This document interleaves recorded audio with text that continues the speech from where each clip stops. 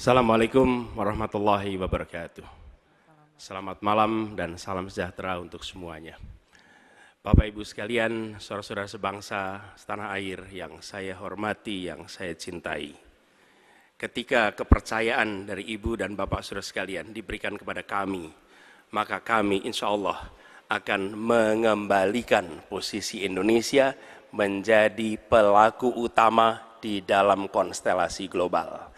Indonesia tidak hadir sebagai penonton, tapi Indonesia hadir sebagai penentu arah perdamaian, kemakmuran bagi seluruh bangsa di level global maupun di level regional. Kami merencanakan bagaimana kekuatan Indonesia, kekuatan kebudayaan, kekuatan kesenian, kekuatan ekonomi ikut mewarnai kancah dunia. Kita ingin film kita, seniman kita, kuliner kita, diplomati kita, para diaspora kita menjadi fenomena dunia, hadir mewarnai kancah internasional. Kita menginginkan dengan cara seperti itu, maka apa yang kita kerjakan di level dunia membuat Indonesia bisa menjadi tuan rumah di negeri sendiri, sekaligus tamu mempesona di negeri orang. Dan Presiden menjadi panglima diplomasi Indonesia. Bukan hanya hadir dalam forum-forum, tapi hadir mewarnai, hadir serius memperjuangkan amanat, termasuk amanat terpenting, menghapuskan penjajahan di muka bumi. Bukan sekedar statement dalam upacara, tapi Presiden dan seluruh jajaran diplomasi bekerja keras untuk itu, khususnya untuk Palestina. Tapi dalam kenyataannya, kita bicara tentang pertahanan di sisi lain. Kita menghadapi tantangan yang tidak kecil. Dalam beberapa tahun terakhir ini, lebih dari 160.000 orang meninggal, bukan karena serangan militer, tapi karena serangan virus. HP kita, komputer kita, diserang oleh cyber attack. Lebih dari 800 juta cyber attack. Perdagangan manusia, perdagangan anak. Bagaimana perempuan, anak-anak menjadi korban, lebih dari 3.000 orang. Dan narkoba menyerbu Indonesia. 4,8 juta orang terpapar narkoba. Keluarga-keluarga kita menderita karena narkoba ini. Dan itu pedih sekali. Itu tingkat keluarga. Pencurian ikan, pencurian pasir, itu menandakan bahwa kita kebobolan. Dan lebih jauh lagi, ironisnya, Kementerian Pertahanan menjadi kementerian yang dibobol oleh hacker di 2023. Sebuah ironi. Karena itu kita ingin mengembalikan. Dan 700 triliun anggaran Kementerian Pertahanan tidak bisa mempertahankan itu, justru digunakan untuk membeli alat-alat alutsista yang bekas. Di saat tentara kita lebih dari separuh tidak memiliki rumah dinas. Sementara menterinya punya, menurut Pak Jokowi, punya lebih dari 340 hektar tanah di Republik ini. Ini harus diubah. Tambah lagi, food estate singkong yang menguntungkan kroni, merusak lingkungan, dan tidak menghasilkan. Ini harus diubah. Kami akan memulai dengan kepemimpinan yang menjunjung tinggi etika, kepemimpinan yang mengandalkan data, informasi, kapasitas yang serius.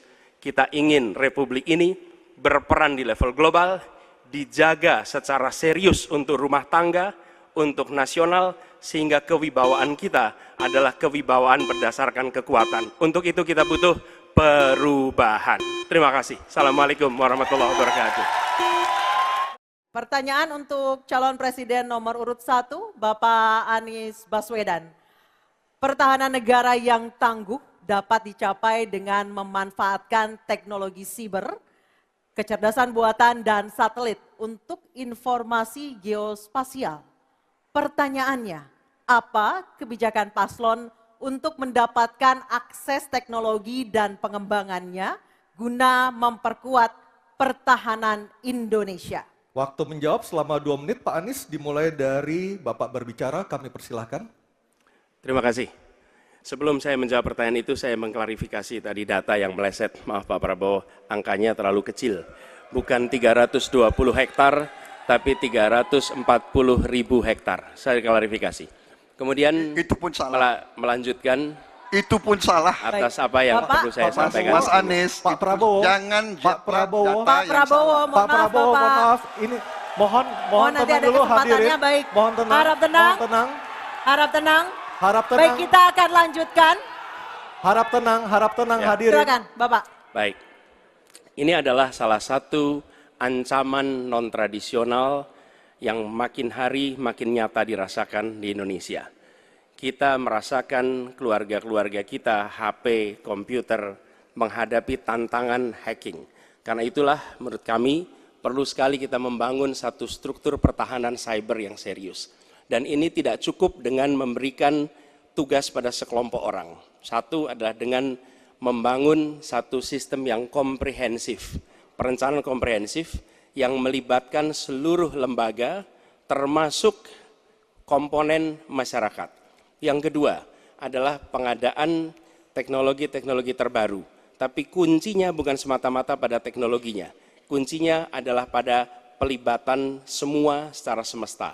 Yang ketiga, yang tidak kalah penting adalah mekanisme untuk merespon balik apabila terjadi kondisi serangan, sehingga bisa memiliki kecepatan untuk recover, kecepatan untuk kembali dalam sistem ketika terjadi serangan-serangan cyber itu.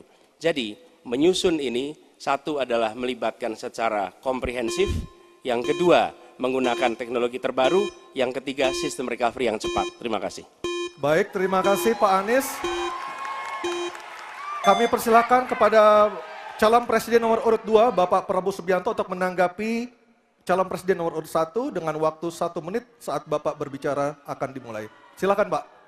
Ya, sekali lagi ya saya berpandangan Pak Anies juga terlalu teoritis, semuanya bagus, indah, tetapi yang nyata tentang masalah AI, cyber, teknologi tinggi dan sebagainya adalah sumber daya manusianya, awaknya.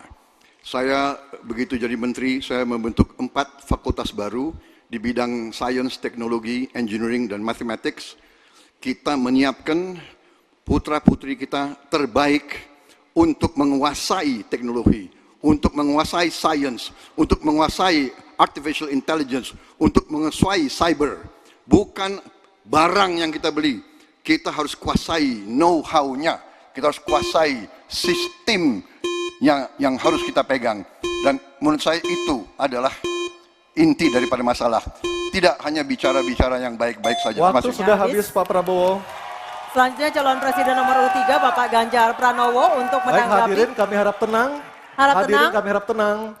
Silakan Bapak Ganjar Pranowo untuk menanggapi jawaban calon presiden nomor urut 1. Waktu Anda 1 menit dimulai ketika berbicara. Yang pertama kita mesti menguatkan BSSN. Dan kita penting untuk membuat security system yang baik. Bahkan selain membangun SDM dan infrastruktur yang baik, maka kecepatan internetnya dan coveragenya harus tinggi. Maka kalau kita kemudian membuat satu sistem infrastruktur yang bagus, jangan dikorupsi.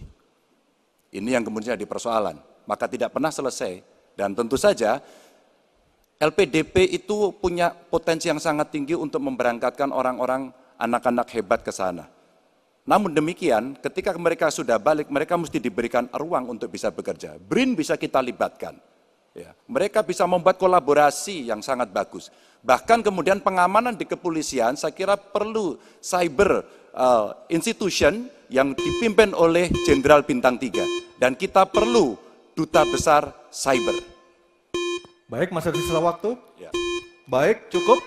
Dan sekarang Harap tenang. hadirin harap tenang, kita berikan kesempatan kepada 3 orang capres kita untuk berbicara. Kami persilakan pada Pak Anies untuk menanggapi 2 capres sebelumnya. Silakan Pak Anies, waktu 1 menit. Memang benar, membangun sistem itu salah satunya. Satu adalah perangkat lunak, satu adalah perangkat kerasnya. Dan itu salah satunya adalah seperti disampaikan terkait dengan sumber daya manusia. Persoalannya, kalau tadi disebut ada yang teoritis, ada yang kedua tidak dilaksanakan. Jadi selama 5 tahun ini, apa yang dikerjakan dalam mempertahankan sistem cyber kita? Mohon tenang. Justru di situ letak problemnya. Jadi ketika anggaran yang begitu besar dialokasikan justru bukan untuk mempertahankan yang hari ini menjadi serangan paling modern yang terjadi. Ini adalah ancaman yang paling nyata dan dirasakan di seluruh keluarga, bukan hanya di sektor pemerintahan. Karena itu menurut kami, langkahnya investasi jangka panjang boleh, tapi manfaatnya itu baru dirasakan bisa 5 tahun, 10 tahun yang akan datang. Pertanyaannya hari ini dan kemarin apa? Dan itulah yang menjadi fokus kita. Segera siapkan sistemnya, segera siapkan orangnya, segera siapkan langkahnya. Baik, masih ada waktunya Bapak. Waktu Baik, habis. terima kasih.